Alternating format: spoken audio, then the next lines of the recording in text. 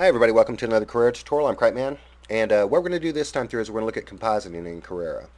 Now this isn't going to, people think that you can do compositing, in Carrara, but you have to be kind of selective. You should probably do compositing in compositing software, but Carrara is capable of doing, very basic compositing. Let me show you what I'm talking about. Now we have Ginger loaded up from the last tutorial. We have her walk cycle loaded up, and we have an isometric camera in the scene. Now just be aware, when you have your isometric camera loaded up, the farther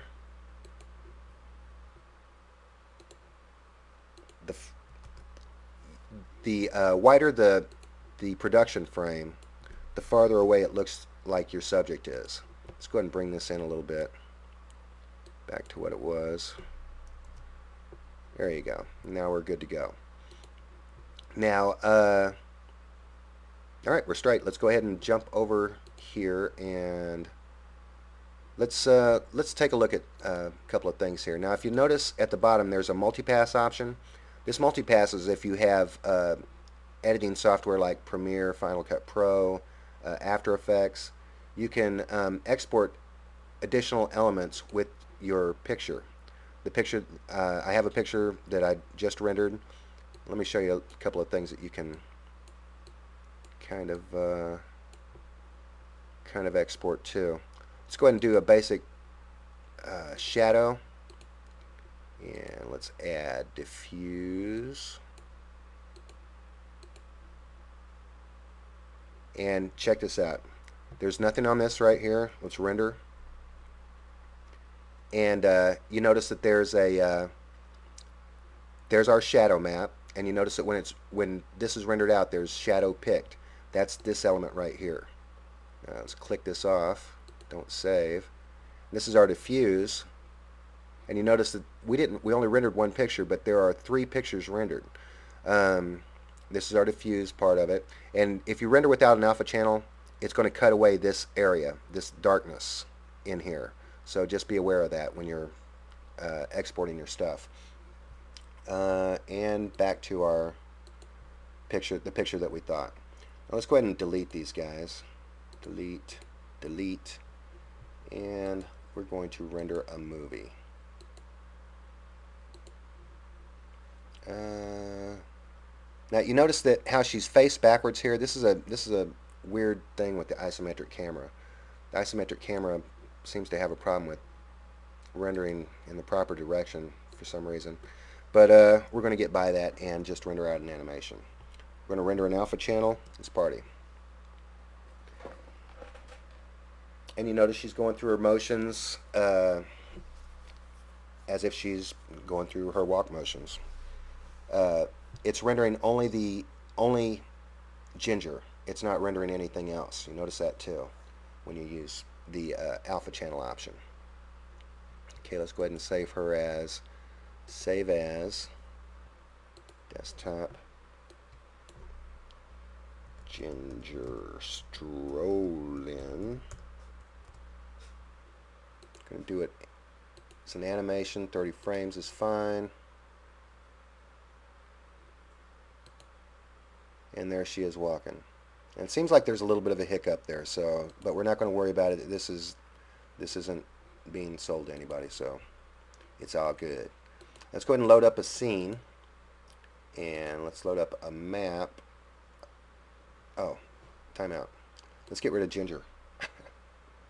Let's get rid of Ginger, and we're going to load in a plane, and this is going to be Ginger now. This 2D plane is going to be Ginger. Let's scale it down a little bit. Scale it down to the same aspect ratio as the picture, because when you put it on when you map Ginger on a perfectly square plane, she's going to be stretched out to fit the square. So we're going to have to unstretch her. Oh, actually you can do that. Oh, you can't do that through that. So let's do this. We're going to insert insert a texture map, and that's going to be our ginger strolling.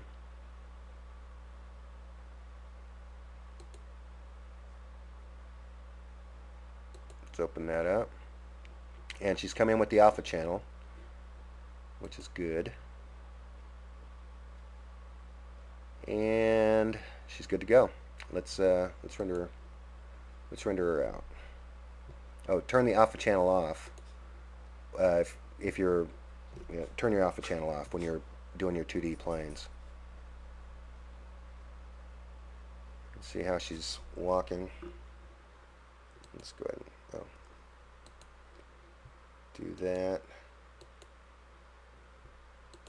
Don't save that. Let's do a background. Let's put a background scene in here. Let's do parallax movie. Open. Let's render a single or current frame. And there she is. And you notice how she's a little dark. She had her own brightness when she was when I rendered her out, and she's trying to use the brightness for this scene. Let's go ahead and render it at completely 100%, and she looks more like she did when we exported her. Let's bring her down a little bit. And now let's render out a movie.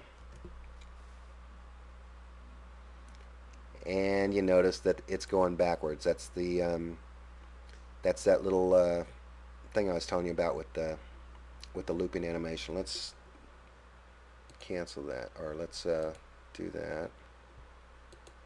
And what we want to do with the you have the option to manipulate the image in Carrara too. We're going to flip this backwards on the horizontal axis, and let's render it out. And this is a little better. Notice that we got trains in our area. And she's going to render out for 30 seconds. And I think this is it's going to hiccup a little bit, but this is pretty much what you want. You notice that she's in the background.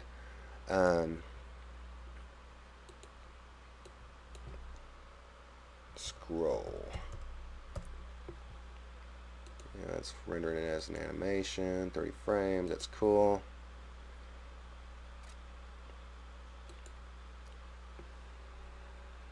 Yeah, I rendered the background out at about 2 seconds, so it's kind of skippy. But actually, yeah, it's kind of skippy. We're just going to go with that. But yeah, that's pretty much it. If you are needing to do compositing in Carrara, you can do it, but just be aware that you're probably going to be a lot better off doing it in a compositing program. So anyway, that's it for this time. I'm cripeman, and I'll talk to you again later.